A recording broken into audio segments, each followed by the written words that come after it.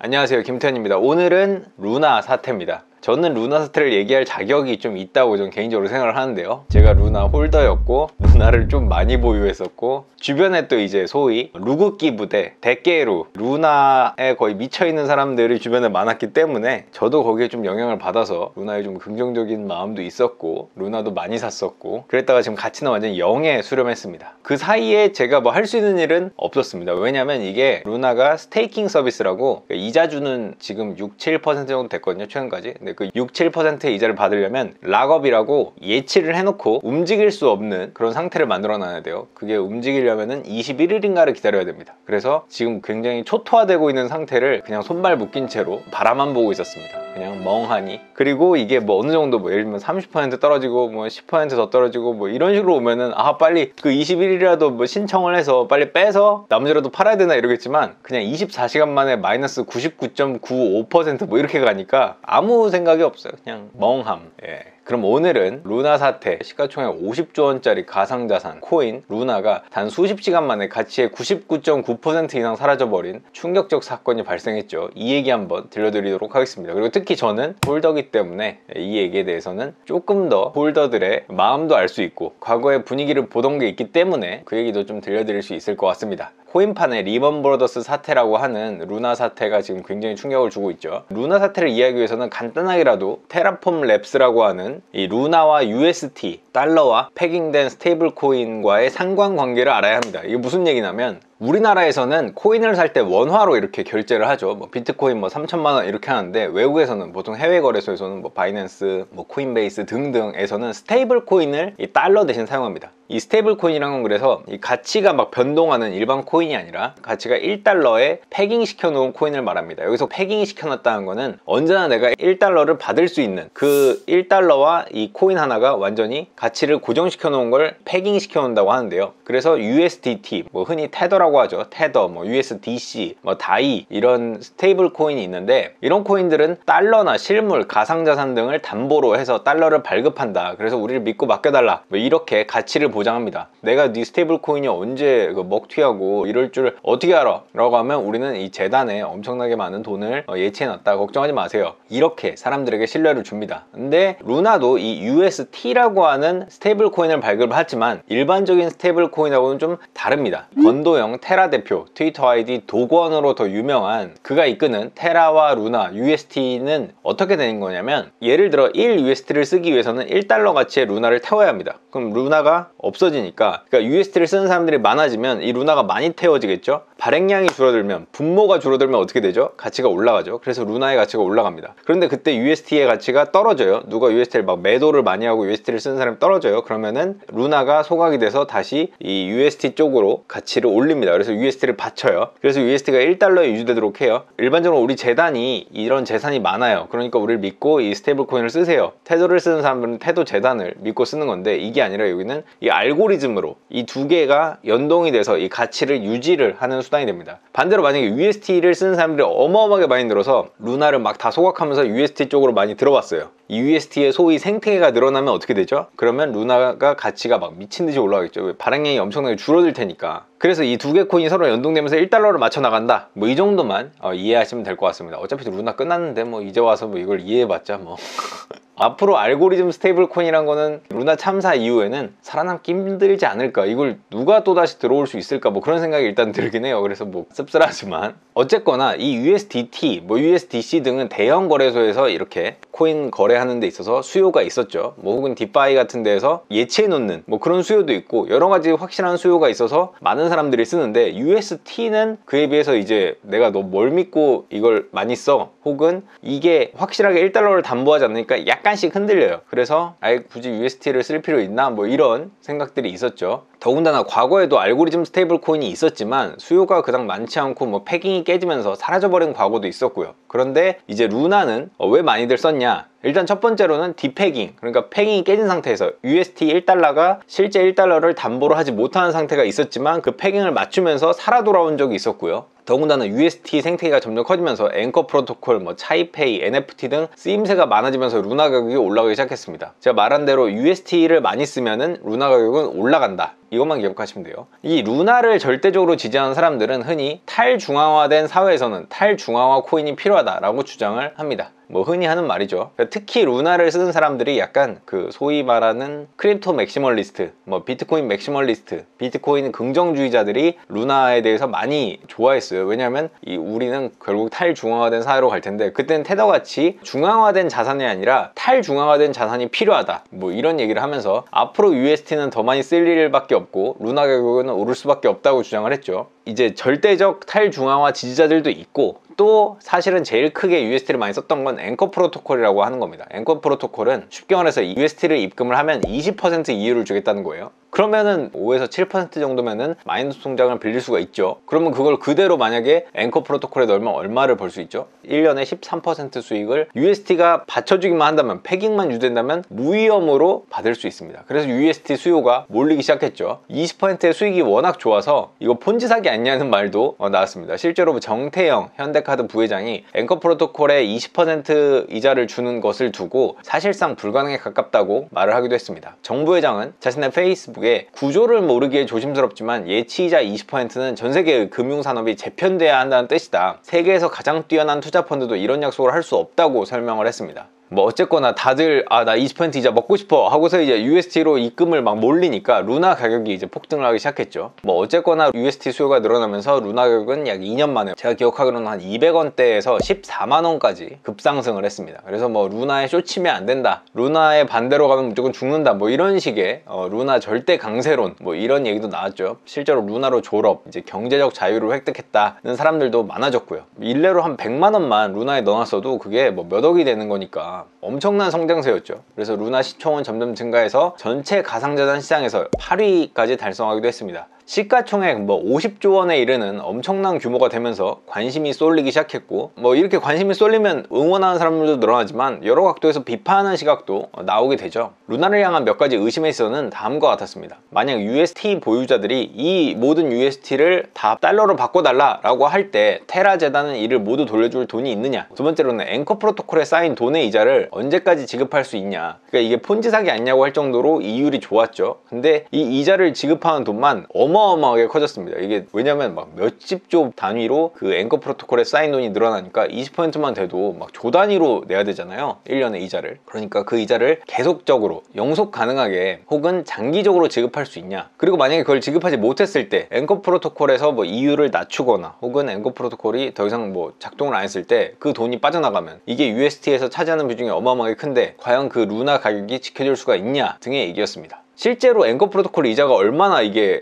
부담이 되냐면, 앵커 프로토콜의 이자 20%를 예치자에게 지급하기 위해서는 당연히 20% 이상 이율을 내고 빌려가는 사람이 많아야겠죠. 이런 20%의 수익은 그러니까 예치 수요가 많은 만큼 대출 수요가 많지 않으면 지급이 불가능한 구조입니다. 근데 내가 20%라도 주고 빌려가겠다는 사람이 없는데 계속해서 이걸 내줄 수는 없죠. 혹은 뭐 30%로 빌려가는 사람들이 많아야 뭐 이걸 줄 수 있을 텐데, 실제로 예치 수요만큼 대출 수요가 받쳐주지는 못했다고 알고 있습니다. 만약에 이게 계속 받쳐줬으면은 계속 지급을 했을 텐데 지급할 이자 돈이 막 바닥이 나는 그런 상황까지 왔어요. 그래서 테라 재단은 두 가지 선택을 해야 되죠. 이율을 내리거나 자기 돈으로 이율을 보조해 줘야겠죠. 뭐 쿠팡이나 뭐 이런 회사들이 자기 돈으로 사용료를 보조해 주는 경우가 있잖아요, 마케팅 목적으로. 뭐 그런 방식처럼 테라 재단도 보조를 해줘야 되는 그런 순간이 왔습니다. 뭐 이렇게 사람들이 여러 가지 각도에서 점점 의심의 눈초리도 많아지고 관심도 많아지니까 2022년 1월 테라 재단은 여러 우려를 불식시키기 위해서 LFG라고 루나 재단 경비대라고 하는 걸 만들었습니다. 테라 재단은 이 LFG에 준비금을 보유하게 해서 테라 가치를 방어를 하고 생태계에다 돈도 더 쓰고, 그래서 뭔가 단단하게 만드는 역할을 하기로 했습니다. 그리고 이 LFG가 한 선택 중에 하나가 2022년 2월 앵커 프로토콜에 이자 지급을 위한 추가 자금을 더 넣기로 결정을 했습니다. 그 이자 지급을 위한 추가 자금이 4억 5천만 달러, 우리 돈 한 거의 6천억 정도 되는 돈을 이자 지급을 위해서 넣기로 해요. 근데 그것도 그러니까 만약에 이율을 내리면 앵커 프로토콜에서 돈이 빠져나가고 그러면 루나가 폭락할 수도 있기 때문에 내린 내린 결정으로 보였습니다. 그것도 몇 달 버틸 돈이 아니었어요. 그러니까 또다시 몇 달 뒤면 두 가지 선택을 해야 되죠. 이유를 내리거나 또 추가 자금을 더 넣거나. 그 정도로 앵커 프로토콜에 돈이 많이 쌓여 있었습니다. 그런데 사람들이 또 이런 얘기를 하죠. 과연 UST가 완전히 탈중앙화된 알고리즘 스테이블 코인이 맞냐? 왜냐면 아니 무슨 LFG가 이자도 지급해주고 경비대가 뭐 지급 준비금도 갖고 뭐 이런 게 과연 이게 탈중앙화된 거냐, 아니면 권도영 대표, 도건 대표의 중앙화된 결정이냐, 뭐 이런 반문이 나오기 시작하죠. 그런데 이런 우려와 별개로 뭐 루나는 계속 잘 나갔죠. 뭐 그래서 워싱턴 내셔널스라고 하는 야구 구단에 4천만 달러, 우리 돈 약 550억 정도 되는 돈을 후원을 하기도 하고, 뭐 여러 가지 활동을 하면서 루나의 가치는 진짜 달에 가나, 루나 이름 그대로 루나틱 이런 생각도 들었고, 그리고 도건 대표도 트위터에서 약간 나르시스트, 이거 좀 과하지 않나? 이런 광경을 자꾸 보게 돼요. 예를 들면 뭐 나는 가난한 사람들하고 얘기 안 한다, 아직도 너는 루나를 안 사서 가난하게 된 거다, 뭐 이런 식으로 좀 어그로성 얘기를 막 하기 시작합니다. 그때 좀 알았어야 되는데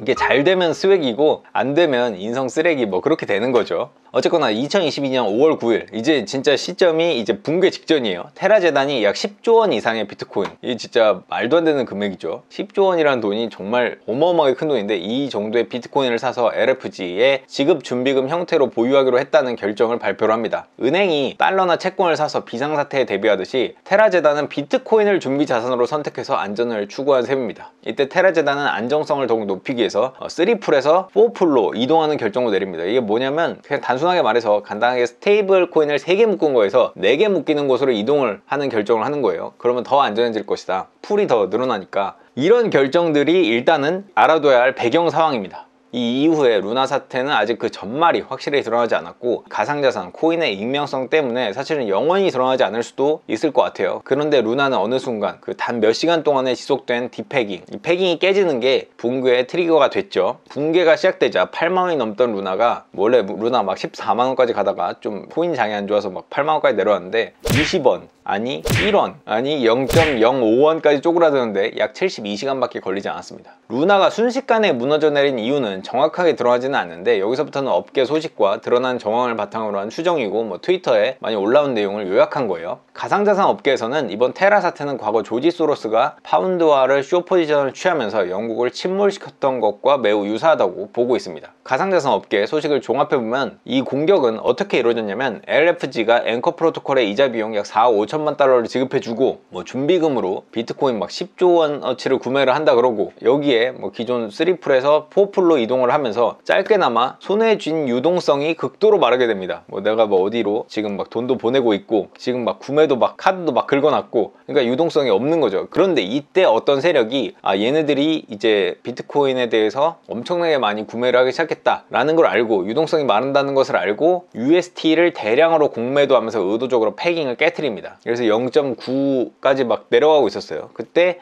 유동성이 마른 LFG가 이를 방어하는데 시간이 걸리고 디패깅된 상태로 시간이 계속 흐르게 됩니다. 근데 시장이 그때 굉장히 극도로 안 좋았죠. 비트코인 안 좋다, 뭐 코인이든 뭐든 다 막 개박살나고 있을 때니까 사람들이 패깅이 깨진 상태로 좀 지속되는데 이거 좀 위험한데 라는 생각을 하게 됩니다. 특히 알고리즘 스테이블 코인이 과거에 박살났던 경험도 있으니까 위험성을 인식하게 됐죠. 뭐 잘 나갈 때야 루나 뭐 끝도 없이 잘 나가, 뭐 루나 뭐 50조짜리인데 이게 무너져 이랬는데, 사람들이 인식이 살짝 바뀌는 순간 그냥 바로 골로 가는 겁니다. 어쨌거나 UST가 1달러를 담보하지 못하는 시간이 길어지면서 투자자들은 자산을 지키고자 앵커 프로토콜에서 UST를 인출에 환전하기 시작합니다. 원래는 짧게 깨진 이 디패깅이란 거는 금방 다시 1달러로 돌아야 되는데 이게 복구가 안 돼요. 계속 0.8까지 내려갔다가 살짝 올라갔다가 다시 또 떨어졌다가 0.7? 이거 큰일인데? 왜냐면 앵커 프로토콜에서 이자를 20%나 준다고는 하지만 사실은 돈을 만원 맡기면 12,000원을 받는데, 그게 돈의 가치가 만원이 갑자기 8,000원이 돼요. 그러면 그 20% 이자는 사라지고 오히려 난 손해를 보는 거잖아요. 그러니까 UST를 버리고 떠나자, 그냥 일단 내 돈을 챙기자 라고 해서 뱅크런처럼 테라런이 발생하면서 루나는 끝도 없이 추락을 합니다. 왜냐면 UST를 던지기 시작하면은 루나가 이 사태를 막기 위해서 루나가 발행이 돼서 가치를 방어를 하죠. 근데 이제 UST를 던지는 게 너무 많으니까 루나가 아무리 발행을 해도 끝도 없이 발행을 해도 이 UST 1달러를 지키지를 못해요. 막 나중에 0.5달러까지 내려오거든요. UST 가치를 지키기 위해서 루나는 발행되고 모두가 UST를 계속 던지니까 루나 발행으로는 방어가 불가능해집니다. 왜냐면 루나를 통해서 UST 패깅을 맞추지 못하면은 앞으로 루나는 계속 발행될 게 너무 뻔해요. 이 패깅이 안 맞춰지면 루나 가격은 떨어진다는 게 눈에 보이거든요. 약세가 예상되면서 투자자들이 모두 루나를 던지기 시작합니다. UST도 던지고 루나도 다 던져요. 그러면은 루나 가격과 UST가 떨어지는 속도가 더 빨라져요. 루나 가격이 내려갔으니까 루나를 발행한다고 해도 UST를 받치기는 더욱 힘들어집니다. 이게 원래 선순환으로 가치를 보장하던 알고리즘 스테이블 코인이 갑자기 이게 악순환으로 접어들면서 한순간에 그냥 골로 가버렸어요. 이게 정말 약점, 그 순간의 약점을 파고들고 그냥 50조짜리 회사가 그냥 날아간 거거든요, 한 방에. 이 패깅이 깨진 상태로 시간이 지난 스테이블 코인 중에서 살아남은 코인은 역사상 없었다. 근데 이제 살아남았던 코인이 그래도 UST였다 라고 하는데, UST가 1달러와 디패깅된 지 약 48시간이 지나면서 루나 가치는 100분의 이상으로 추락을 했습니다. 이게 막 계속 다 던지기 시작하는 거예요, 이제.